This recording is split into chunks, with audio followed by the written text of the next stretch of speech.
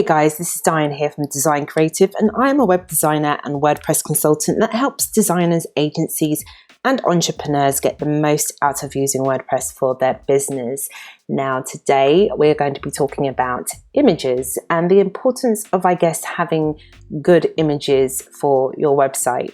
Now, images literally make or break websites, or at least the design of the website. It's very disheartening to see a really well laid out website that has very poor, low quality images. And luckily for us, there are plenty of places online where you can actually download tons of stock images for free to use for your website. Now, if your client is somebody who has a pretty good business, but they just don't have a photographer or they don't have decent images, they tend to download these really shitty ones. I don't know where they download it from. You can install a plugin that basically allows them to search within WordPress for good quality images, and they are all free. So they could use them for their blog posts, they could use them for practically anything, backgrounds, whatever the case may be. So in this tutorial, I'm going to show you how to do just that. So some of you may know, or you may not know, but there is a website called Unsplash. Unsplash have been around for a large number of years now, and they always have amazing photography on there, which you could use free of charge.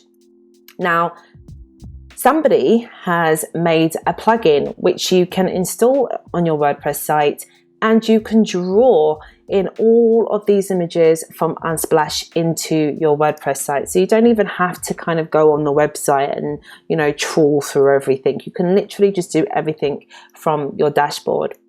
So what we need to do is go to plugins, click on add new, and then just type in Unsplash. The funny thing is that it's not really called Unsplash here. It's called Instant Images, but it's one-click Unsplash upload, and you just need to activate that. And it's done. It's that quick, actually. It's really quick. So in order to use these images, what you would need to do is go to your media library, and you will see a new menu that comes up here that says, or a new menu item that says Instant Images. If you click on that, that will bring you into this area here, which is basically showing you, it does like a lazy load thing where it shows you all of the different images that they have. Now, there is a settings panel here, so you can click that. And here it basically shows you that when it does download the image, this is the size at which it's going to download it from. Now, my screen is actually quite a big screen, so I get to see how some images really should be, especially when looking at it on my screen, because they do tend to be pixelated. So I would say round about 1900 would be like an ideal width.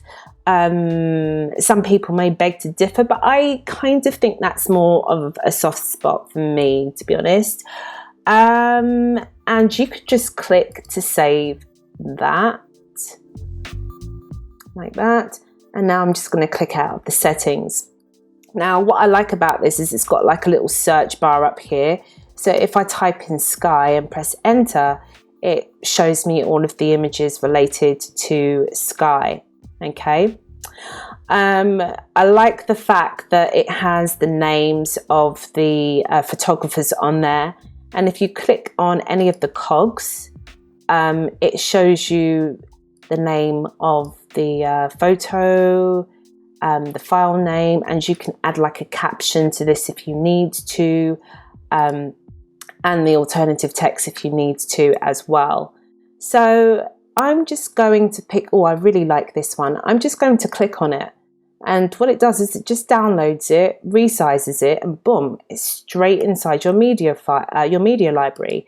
And you could just do that with all of them. Well, obviously not all of them, but you could do that with any of the ones that you like. You just click on it and it just adds itself to the library.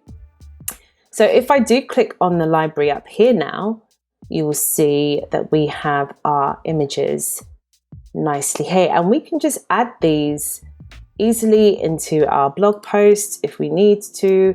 It's very, very easy to do. So here we are in a blog post, and what I can do is I can just click over here on this lightning image, and you could see we've got our images here. And what I can do is I can add this image to the post by clicking on the plus sign here.